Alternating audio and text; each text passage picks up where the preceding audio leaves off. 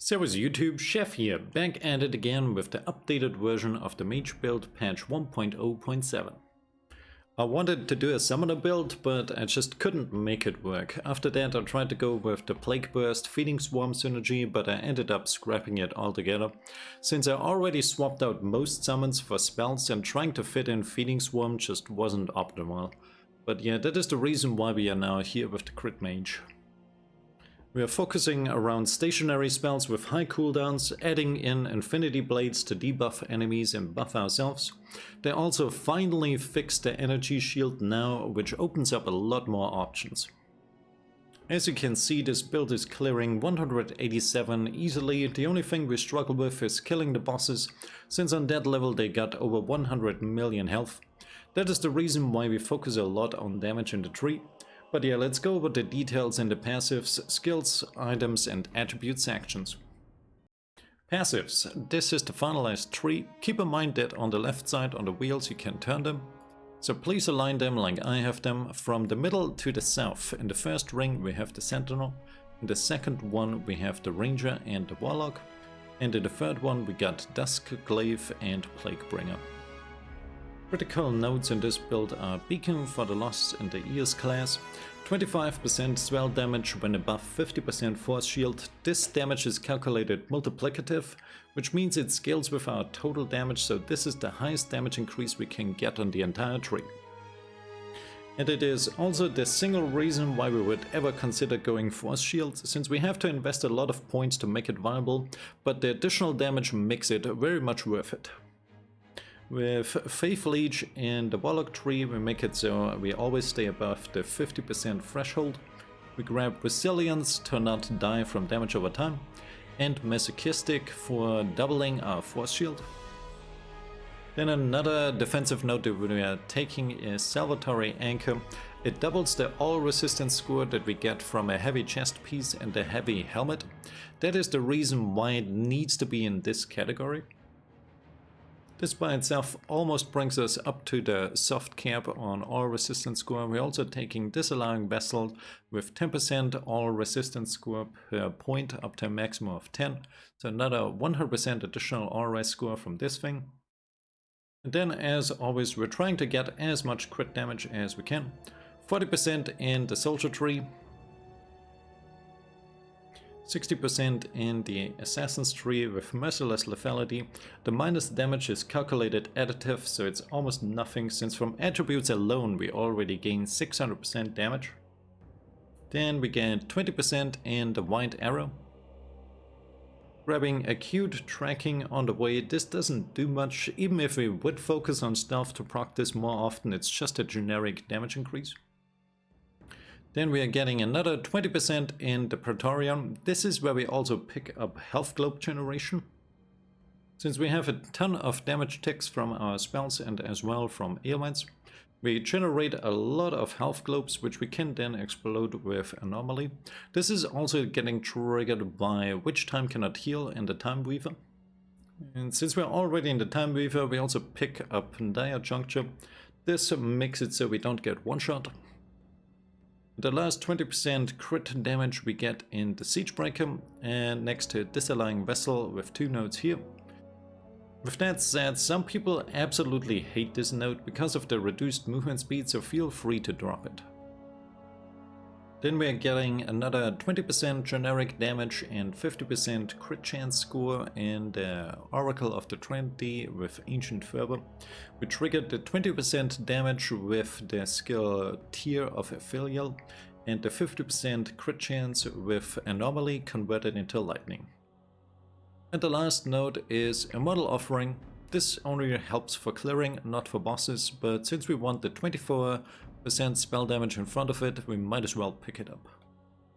Skills. Infinity Blades. This is for boss DPS. We try to weave it in between our high cooldown spells, increasing our damage with Material Sinkhole and Quanting Memories, and refilling our willpower with Timeline Selection. Tear of Ephilial. This is our hardest hitting spell since it gets the most flat damage per level. Critical modifier is Stalactite Rain to make it deal damage over time. The minus 50% damage is nothing since it's not multiplicative, so overall a massive damage increase.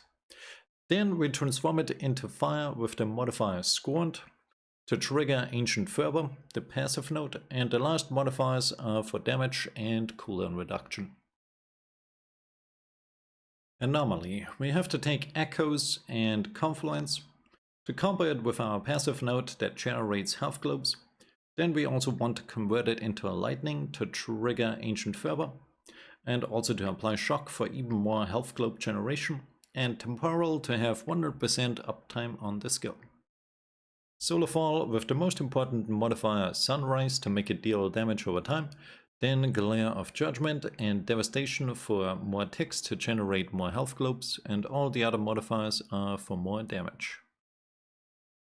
Bulwark of Dawn with Sacred Grounds for even more damage ticks, and Heaven of Man, Boundless, and House of Rest for Force Shield regen to stay above 50% for our passive node, and Divine and Everlasting for 100% uptime. And the last spell is Ether Jump for mobility with the modifiers Mage, Quantum, and Breath of Time to cast it multiple times. Hypercosmic for the range increase, and Boost for even more mobility. Items, so we are using a two-handed staff to weave in auto attacks on bosses to gain some willpower. As always, the stats are posted from most important to least. We're looking for free flat damage added to spells, % crit damage, % spell crit chance, and % life leech.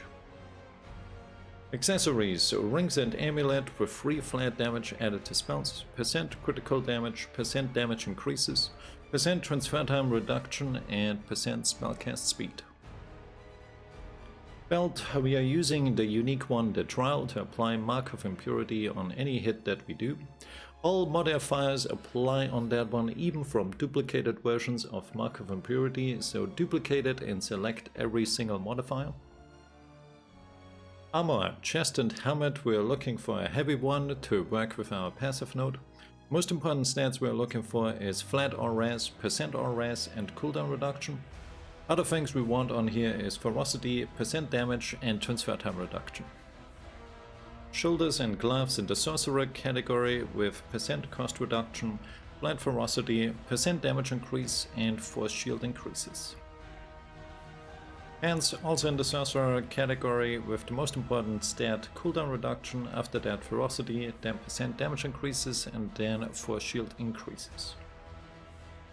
And lastly, boots, same as the pants, with the only exception that we need movement speed on here because of Disallying Vessel. If you don't have that on your boots, don't pick up that passive node.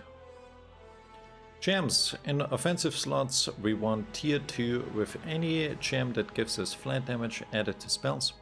On accessories we want support tier 3 with Amethyst for transfer time reduction. If you have enough of that on gear, pick support tier 2 with Tobes for more damage.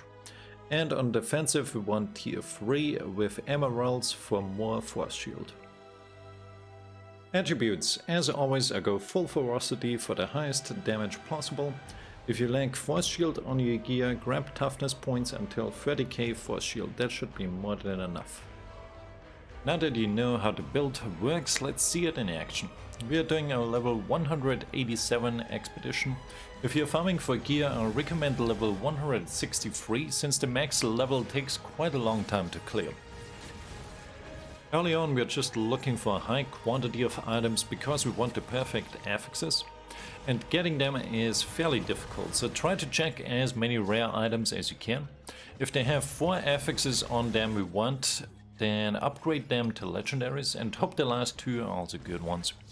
Since item level that high doesn't make a ton of difference value wise, a level 163 item with 6 perfect affixes will always be better than a level 187 with only 5 perfect ones. Also, if you want to play through the story mode with this build, I recommend going ailments, so check out my mage build for that, since ailments have quite a high base value and are quite good early on, but they don't really scale into late game. Next build I want to update is going to be our melee build, since I've made some new discoveries on the passive tree, and with also the newest recent patch the build got hit quite hard with all those nerfs. Also, I recently realized on an attack weapon, if it has a % damage increase on it, it scales it multiplicative. Which means if the weapon damage gets increased, it scales with all of our attributes and passive damage increases. So we can push the damage on that build even further. But yeah, that's gonna do it for me. As always, if you appreciate the Wolcen content, leave me a like and subscribe for guides in the future. As always, this build will be available on our community webpage, summarized and with pictures for easy and quick reference. I'm gonna fast forward and leave you with the boss fight of this expedition. It's a boss with the tough modifier, so he has 150 million HP. He put up a good fight, and I'll see you in the next one. Servus YouTube.